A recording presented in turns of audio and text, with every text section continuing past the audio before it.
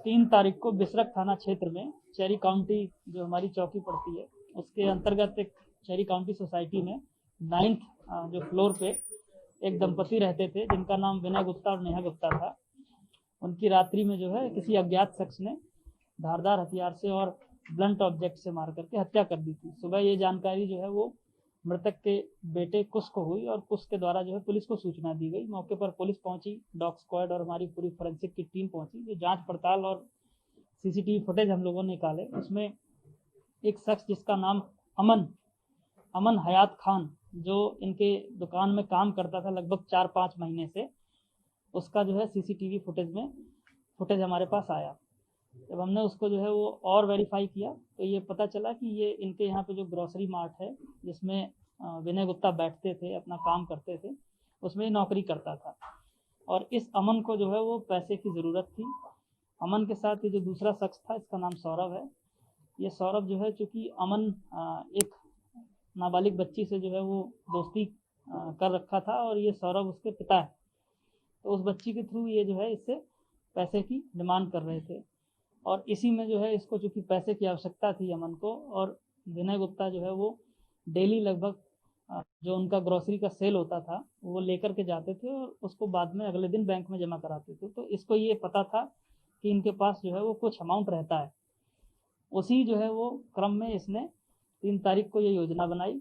और चूँकि उस दिन करवा चौथ था, देर रात तक जो है मेहंदी लगाई जा रही थी। इनकी दुकान के बाहर स्टॉल लगा था, तो इसको जो है वो मेहंदी लगाने वाले पे निगरानी रखने के लिए और उसके हिसाब के लिए कुछ ने छोड़ दिया था। देर रात तक ये वहाँ पे रुका और लगभग जो है वो 11:30 पौने 12 बजे के आसपास जो है जब वो चीज़ ख़त्म हो गई तो ये मालिक के घर पे गया, विनय के घर पे गया। वहाँ जाकर के इसके द्वारा जो है उनसे पैसे की डिमांड की गई। उनके द्वारा ये मना कर दिया गया कि जो है पैसा हमारे पास नहीं है। और इसी क्रम में जो है इसने वहाँ पे जो रखी हुई एक लैंप थी, उस लैंप को उठा करके पहले लेडी जो नेहा गुप्ता है उनको मारा और उसके बाद फिर जो है विनय गुप्ता को मारा। लैंप से मारने के बाद इसके द्वारा वहाँ से कुछ रुपए, लगभग 1 लाख रुपए और चेकबुक और कुछ सामान जो है वहाँ लेकर के भाग गया। इसी क्रम में जो है इसको आज गिरफ्तार किया गया है। इसके कब्जे से 72,000 रुपये, एक वीवो का मोबाइल, एक चेकबुक बरामद की गई है। हमें वो जूते भी मिले हैं जिसमें ब्लड स्टेन्स लगे हुए हैं जो उसने उस समय घटना के दौरान पहने थे। वो कपड़े भी बरामद हो गए हैं जो उस समय घटना के दौरान इसने पहने थे और सीसीटीवी फुटेज से वो कपड़ों की पहचान भी हो गई है।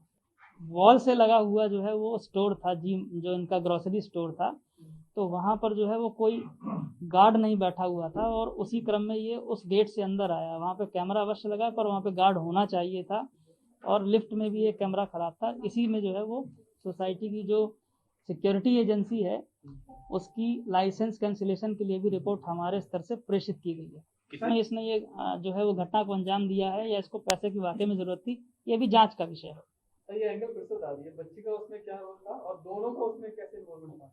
मैंने पहले भी बताया कि इसकी जो है दोस्ती थी, ये जो सौरभ है इसकी बेटी से इसकी दोस्ती थी।